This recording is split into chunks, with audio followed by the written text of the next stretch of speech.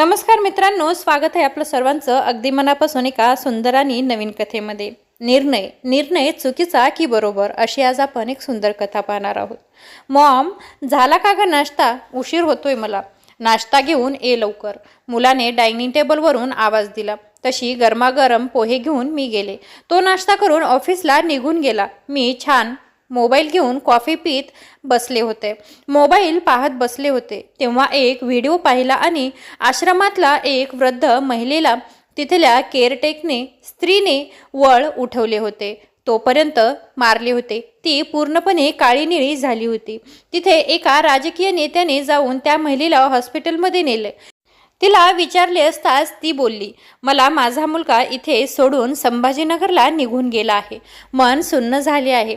मुले मोठी झाल्यावर अशी वागणार असतील तर मग एवढे कष्ट करून शिकवावे कशासाठी? का आपण त्यांच्यासाठी आपल्या जीवाचा आटापिटा करत असतो? आपली ऐपत नसताना देखील त्यांना 1-1 लाख रुपये डोनेशन भरून आपण मोठ्या मोठ्या स्कूलमध्ये पाठवत असतो. लहानपणापासूनच त्यांचा पालन पोषण करून अगदी मरेपर्यंत त्यांचे चांगलं व्हावं हाच एक विचार करत असतो आणि हाच विचार ठेवून आई बाबा आपल्या मुलांसाठी जगत असतात. परंतु तेच मुलं मोठं झाल्यावर, लग्न झाल्यावर, 2 पैसे आई वडिलांपेक्षा जास्त कमवायला लागल्यावर त्यांना आई बाप जड का होत असतात? मग ते त्यांना वृद्धाश्रमामध्ये किंवा एखाद्या अनाथ आश्रमामध्ये सोडून देतात. आजही तशीच एक व्हिडिओ क्लिप बघून मन हळवे झाले. डोळ्यातून अश्रू आपोआप ओघळायला लागले. त्या आजीबरोबर असे काही झाले होते. त्याबद्दल खूप वाईट वाटले. मन अस्वस्थ झालं म्हणून मोबाईल बंद करून बाहेर गॅलरीमध्ये गेले. तेवढ्यात एकामागून एक 3 स्कॉर्पिओ गाड्या सोसायटीमध्ये आल्या. त्या बघून वाटत होती कोणीतरी मोठे आसामी असावीत, कारण एवढ्या मोठ्या गाड्या आणि एकत्रच एवढे लोक येणे काही साहजिक नाही. मी खाली बघत होते. त्या सर्व गाडी एका इमारतीखाली लावल्या होत्या आणि त्या व्यवस्थित थांबल्या होत्या. त्यातून नामदेव काका खाली उतरले.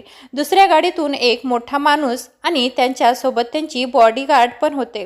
नामदेव काकांनी आपल्या मुलाला आणि सुनांना आवाज देत बोलावले. नामदेव काका हे अतिशय गरीब, समजूतदार आणि भोळ्या स्वभावाचे होते. संपूर्ण जीवन हे त्यांनी गरीब काढले होते. घरी त्यांच्या आई वडिलांची गरिबी असल्यामुळे नेहमी 18-20 दारिद्र्यच होते असं म्हटलं तरी हरकत नव्हतं. घरच्या या हालाकीच्या परिस्थितीमुळे नामदेव काकांनी लहानपणापासूनच कष्ट करण्याची वेळ आली होती. ते खूप कष्टाळू होते. घराचा एकुलता एक मुलगा, त्यामुळे आई वडिलांची आणि बायकोंची, मुलांची जबाबदारी एकट्या नामदेव काकांनीवरतीच होती. आई बाप नेहमी आजारी असल्यामुळे नामदेव काकाचे लग्न हे वयाच्या 13व्या वर्षी झालं होतं. बायकोच्या रूपाने त्यांना भरलेल्या लक्ष्मीबाई त्या सुद्धा अत्यंत गुणी आणि संस्कारी होत्या. त्यांनी एकदा त्यांच्या वयाच्या शेवटपर्यंत त्यांच्या सासू सासऱ्यांचे सर्व काही केले होते आणि प्रत्येक प्रसंगात आपल्या नवऱ्याची म्हणजेच नामदेव काकाची साथ दिली होती. लक्ष्मीबाईंना आणि नामदेव काकांना 2 मुलं होती. त्यांना 2 मुले आणि 2 सुना होत्या. त्यांचा मोठा मुलगा प्रशांत आणि लहान मुलगा रणजित. नामदेव काकांनी दोन्ही मुलांना खूप शिकवलं आणि त्यामुळेच ते दोघेही आज चांगल्या प्रकारे नोकरी करू लागले होते आणि त्यांची परिस्थिती खूप चांगली होती. मोठा मुलगा प्रशांत एका मल्टीनॅशनल कंपनीमध्ये मॅनेजर होता, तर लहान मुलगा निरंजन नॅशनल बँकेमध्ये आहे. नामदेव काकांनी आवाज दिल्यानंतर प्रशांत आणि प्रशांतची बायको पल्लवी आणि निरंजनची बायको गायत्री हे सर्व बाहेर आले. त्याच काहीतरी बोलणे सुरू होते. ते काहीतरी वेगळंच बोलत होते. निरंजन विचारलं आपल्या मोठ्या भावाला, दादा, अचानक बाबा ह्या कोणत्या लोकांना घेऊन इथे आले आहेत? प्रशांत निरंजनला म्हणू लागला, मला देखील हे काही माहिती नाही, परंतु बघूया आपण ते नक्की कोण आहेत आणि काय आहेत.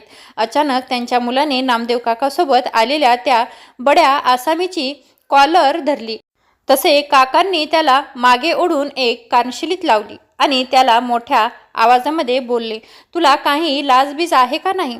कोणाची कॉलर पकडायला निघाला होतास तू? माहीत आहे का ते कोण आहेत? हे सगळे दृश्य पाहून मी समजून गेलो, काहीतरी मोठा मॅटर आहे. मी खाली गेले. त्यांचा वाद ऐकून सोसायटीमधील सर्व लोक जमा झाले होते. त्यांचं डोक्यावरचं भांडण सुरू होतं. ते मोठमोठ्याने ओरडत होते. कडाक्याचे भांडण सुरू झाले होते. तेवढ्यातच मी पुढे जाऊन काकांना बोलले, काका, काय झाले? का मारलेत मुलांना? तसं प्रशांत बोलला. मी सांगतो ताई काय झाले ते. ताई, या माणसाने आम्हाला न विचारता हे घर विकून टाकले होते. मी बोलले, काय काय बोलताय, खरं आहे का हे? मी नामदेव काकांना विचारलं. नामदेव काका देखील हो म्हणाले. पण काका, तुम्ही असे का केलं? घर विकण्यासारखं असं कोणतं मोठं संकट तुमच्यावर आलं होतं? तुम्हाला 2 मुलं आहेत. मुलांचा थोडा तरी विचार करायला नको का? ते आता कुठे राहणार होते? आता हा मोठा प्रश्न होता. त्यावेळी नामदेव काका म्हणाले, आधी त्यांना विचारा, त्यांनी माझा विचार केला का?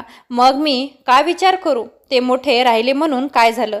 मी बोलले, पण असे झाले तर काय होईल? काय झाले एवढा मोठा डोंगर फोडण्यासारखा? टोकांचा निर्णय घेण्यासारखं काय झालं? नामदेव काका म्हणाले, प्रशांतला आणि निरंजनला विचारा आणि त्यांच्या बायकांना सांगत असेल तर त्यांनाही विचारा. त्या सांगतात का ते पण पाहूया. पण ते चौघे देखील नामदेव काकाच्या तोंडाकडे पाहून खाली मान घालून पाहत होते. एकाच्याही तोंडातून शब्द बाहेर फुटत नव्हता. त्यावेळी नामदेव काका म्हणाले, हे असं काही बोलणार नाहीत. सगळं काही मलाच सांगावे लागेल. कारण चोर चोरी करतो आणि कधीही कबूल होत नाही. यांनी पाप केले, मग यांच्या तोंडून सांगायला यांना लाज वाटणार नाही का? नका सांगू तुम्ही, मीच सांगतो. सगळ्यांनी जवळ या आणि सगळेजण ऐका. नामदेव काका बोलले, मी गेले 1 महिना घरी नव्हतो. माझ्या मित्राकडे होतो. माझ्या 2 मुलांचे लग्न झाले, हे तुम्हाला सगळ्यांनाच तर माहिती आहे. आणि त्यांच्या बायका तर 10 नंबरी आहेत, हे सुद्धा तुम्हाला माहिती आहे. दोघी पण अत्यंत गुणवान आणि संस्कारी मुली आहेत. 2 सुनांना मला खायला द्यायला वेळ नव्हतो. माझी बायको गेल्यापासून मला प्रत्येक गोष्टीला माझ्या सुनांसमोर लाचार व्हावे लागते. प्रत्येक गोष्टीला मुलांकडे मागावं लागते. सुनांसमोर हात पसरावे लागतात. 2 मुलांना आणि सुनांना मला एकट्याला सांभाळणं खूप जड झालं होतं. म्हणून त्यांनी दोघांमध्ये वाटणी करून घेतली आणि 15 दिवस मोठ्या मुलांकडे आणि 15 दिवस छोट्या मुलाकडे अशी त्यांनी माझी वारी केली आणि वारी ठरवून घेतली. इकडे 15 दिवस आणि तिकडे 15 दिवस अशी गत होती माझी. पहिल्या 15 दिवसात मोठ्या सुनांचा नंबर झाला. दुसऱ्या 15 दिवसात छोट्या सुनेचा नंबर आला होता. 2 मुलांनी 15-15 दिवस वाटून घेतले होते आणि ठरल्याप्रमाणेच 15-15 दिवस ते मला खायला देत होते. परंतु चुकूनच जर एखादा 16वा दिवस एकीकडे उघडला तर म्हणत असायचे की महिना 31चा असला की दोघांकडूनही मला जेवण मिळणार नाही, असे ते बोलायचे. तेव्हा मी वेळ मारून यायचं आणि कुठेतरी बाहेर जाऊन खाऊन यायचं. तेव्हाही ते कधीतरी बोलतच असायचे, पण मी कधीही तक्रार केली नाही. परंतु आज असं झालं की या 15 वाड्यामध्ये दाखल्या सुनेकडे राहत होतो आणि तिच्याकडेच जेवणसुद्धा करत होतो. ती वेळेवर जेवण द्यायची, परंतु ती धाकली सून माहेरी होती. म्हणून मी मोठ्या सुनीला पल्लवीला बोललो, मला तुझ्याकडेच खायला दे. ती बोलली, माझा नंबर झालाय, आता तुमचं मी बघणार नाही आणि तुम्हाला काय पाहिजे ते मी देणार नाही.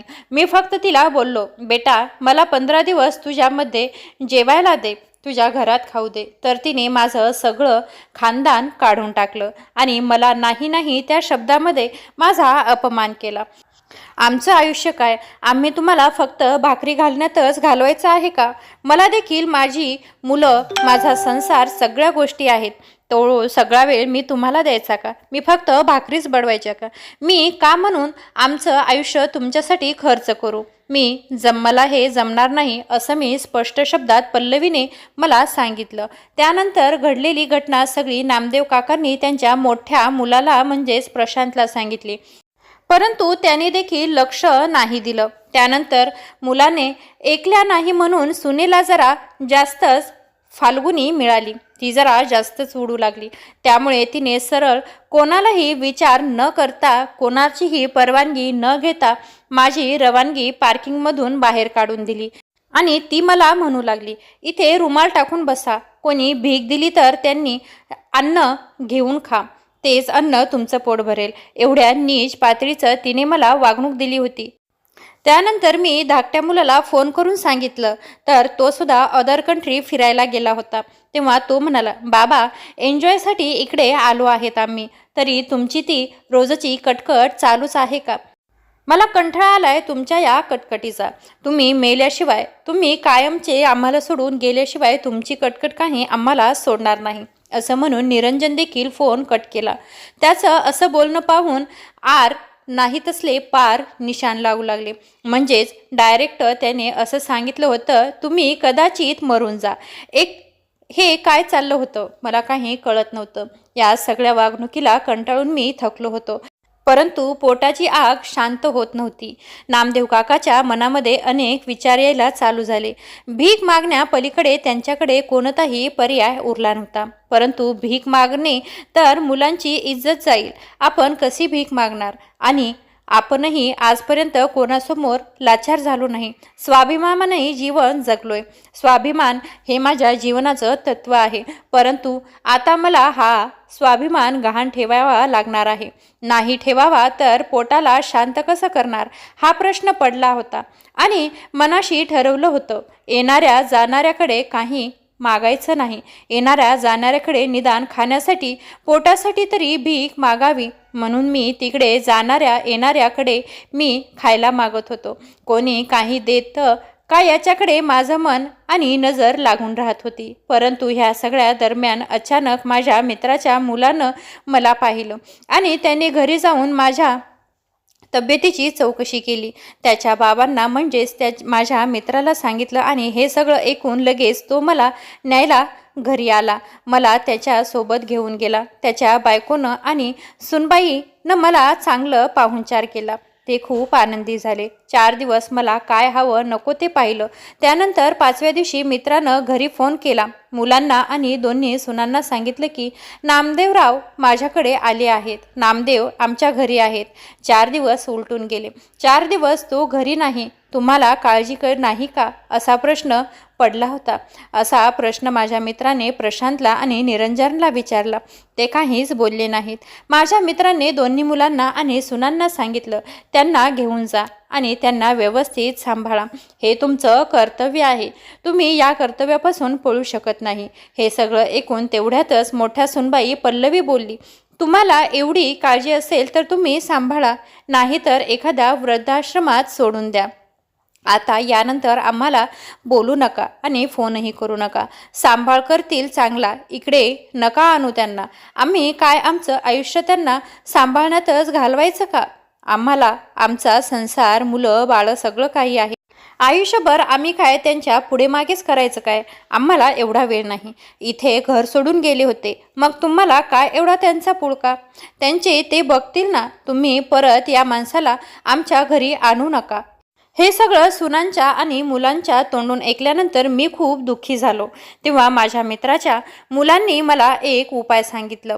काका, हे घर तुम्ही कष्ट करून उभं केलंय.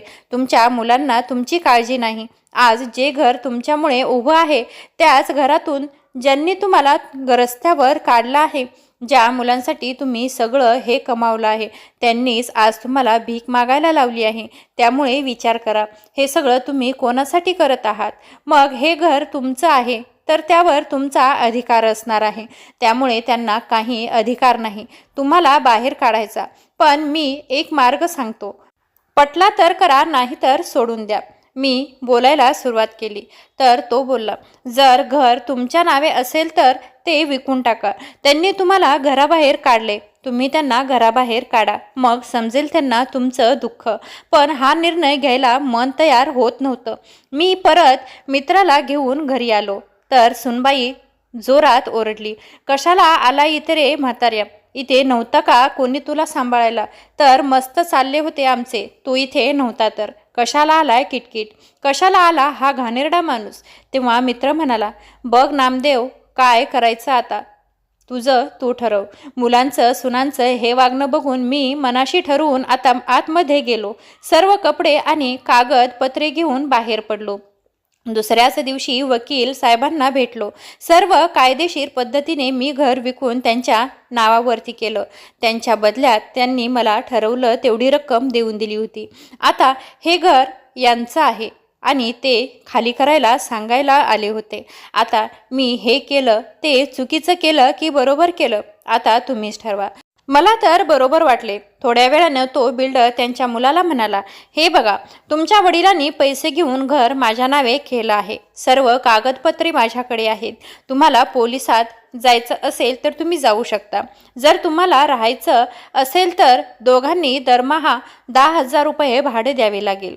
बिल्डरचे हे शब्द ऐकताच प्रशांतच्या आणि निरंजनच्या दोन्ही मुलांनी सुनांच्या पायाखालची जमीनच सरकली. बाबांनी काय केलं हे? त्यांनी हे घर विकून आपल्याला बेघर केलं आहे का? कारण आपणच त्यांना त्यांच्या घरामधून रस्त्यावर काढलं होतं. परंतु आता करायचं तरी काय? बाबांची माफी मागण्यापलीकडे आपल्या हातात आता काहीही उरले नाही. या दोघांनाही समजले होते. दोन्ही मुले आणि दोन्ही सुना नामदेव काकाच्या पायी पडायला लागले. ते दोघं त्यांचे पाय धरू लागले. आमचं चुकले, आम्हाला माफ करा बाबा. असे घर विकून आम्हाला रस्त्यावर आणू नका. परंतु नामदेव काका बोलले, आता खूप उशीर झाला आहे. हा विचार मला उपाशी ठेवण्याआधी तुम्हाला का आला नाही? तेव्हा तुम्ही असा विचार करायला हवा होता. आता नाही, आता सगळं काही संपलं आहे. आणि ज्यावेळी माझ्याच घरातून तुम्ही चौघांनी मला घराबाहेर काढलं, मला बेघर केलं, तेव्हा माझ्या मनाला काय वाटलं असेल? मी कुठे जाणार होतो याचा तुम्ही विचार देखील केला नाही. वरून मी तुमच्या घरी आलो तर माझ्या मित्राला सांगितलं, या माणसाला तुम्हाला सांभाळायची काय गरज असेल? तुम्हाला सांभाळायचं असेल तर तुम्ही सांभाळा, नाहीतर सरळ सरळ त्यांना वृद्धाश्रमात सोडून या. माझ्याच घरातून माझी हकालपट्टी केली, त्यावेळी काही तुम्हाला लाज वाटली नाही का? तुमच्या लक्षामध्ये आलं? आणि आणखी एक गोष्ट लक्षात घ्या, माझ्याकडे असलेले सर्व पैसे मी तुम्हाला वारस म्हणून देणार नाही आणि कागदपत्री मी तुमचं वारसाला नाव लावणार नाही. माझ्या 2 नातींना मी वारस बनवणार आहे. कारण तुमच्या मुलांना बनवले तर तो पैसा परत तुमच्याकडेच येईल. नामदेव काकाने प्रशांतच्या मुलीला आणि निरंजनच्या मुलीला, दोन्ही नातींना आपल्या सगळ्या प्रॉपर्टीचा हिस्सा आणि वारसा लावण्याचे ठरवले. काकांचे बोलणे ऐकून सर्वत्र शॉक झाले. 2 नातू तर लहानच होते, त्यांना काही समजत नव्हते यातले. प्रशांत, पल्लवी, निरंजन, गायत्री रडत होते आणि नामदेव काकांना समजवत होते, बाबा मला माफ करा, आम्ही खूप मोठी चूक केली आहे. आमच्या आयुष्यामध्ये ही चूक परत होणार नाही. परंतु आम्हाला असं बेघर रस्त्यावर सोडून देऊ नका. आम्ही यापुढे तुम्हाला कधीही अंतर देणार नाहीत. तुमच्या आयुष्याच्या शेवटपर्यंत तुम्हाला सांभाळू. तुम्हाला काय हवं नको त्या सर्व गोष्टींची काळजी घेऊ आणि चौघेही घेऊ. परंतु नामदेव काका म्हणतात, याची आता काहीही गरज नाही. माझी काळजी घ्यायला मी समर्थ आहे आणि माझ्याकडे मी कमावलेले पैसे देखील आहेत. त्यामुळे तुमची आता मला कशाचीही गरज राहिलेली नाही. आणि जेव्हा गरज होती तेव्हा तुम्ही हात वर केले होते, मग आता कशासाठी हा खोटा चेहरा दाखवत आहात? नामदेव काकांची माफी मागत होते, परंतु नामदेव काकांनी त्यांना माफ न करता त्यांचा कठोर सर्व निर्णय सांगितला. समाजापुढे आपल्या मुलांना आणि सुनांना सांगितलं होतं. नामदेव काकांनी जाता वेळी आपल्या दोन्ही नातींच्या जवळ गेले. घर विकून आलेला पैसा मी तुमच्या दोघींच्या नावी करत आहे. लग्न झाले की तुम्हाला तो पैसा मिळून जाईल. मी असेल तर तेव्हा मी तुम्हाला देईन आणि नसेल तर आता मी राहत असलेल्या वृद्धाश्रमात या. तिथे मॅनेजरला तुम्हाला त्यावेळी सांगितलं जाईल की काय करायचं ते. जमले तर मला माफ करा, कारण माझ्यामुळे तुमचे आईवडील रस्त्यावर आले आहेत. पण तुमची आई आणि बाबा माझ्याशी जे वागले ते पण विसरू नका बाळांनो. जड मनाने नामदेव काकांनी निरोप घेतला, गाडीत बसले आणि गाडी वृद्धाश्रमाच्या दिशेने गेली. मुले आणि सुना डोक्याला हात लावून बसले होते. सगळ्या कॉलनीमध्ये चर्चा सुरू होती. तरुण मुले सुनांच्या आणि मुलाच्याच बाजूने बोलत होते की ते बोलत होते हे सगळं काही चुकीचं आहे. पण त्यावेळी काही वृद्ध लोक म्हणत होते, यांनी जे काही केलं ते अगदी बरोबर केलं. प्रत्येकजण आपापल्या विचारांनी या निर्णयाकडे बघत होते.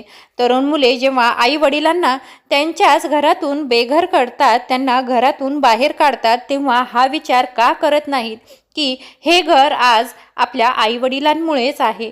त्यांच्याच घरातून त्यांना बाहेर काढायचा अधिकार आपल्याला कोणी दिला आहे?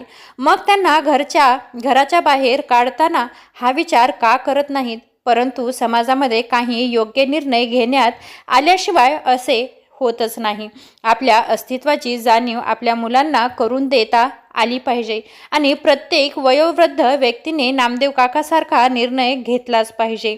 जर आपलीच मुलं आपल्याच घरातून बाहेर काढत असतील तर त्यांना रस्त्यावर काढण्यासाठी आणि आपल्याला कोणी अडवू शकत नाही. नामदेव काकाचा मला तरी हा निर्णय खूप आवडला आणि त्यांच्या कृत्याची त्यांना जाणीव करून दिली. तुम्हाला हा निर्णय कसा वाटला ते कमेंटद्वारे नक्की कळवा आणि आवडले असेल तर आपल्या चॅनलला लाईक, शेअर आणि सबस्क्राईब करायला विसरू नका. धन्यवाद.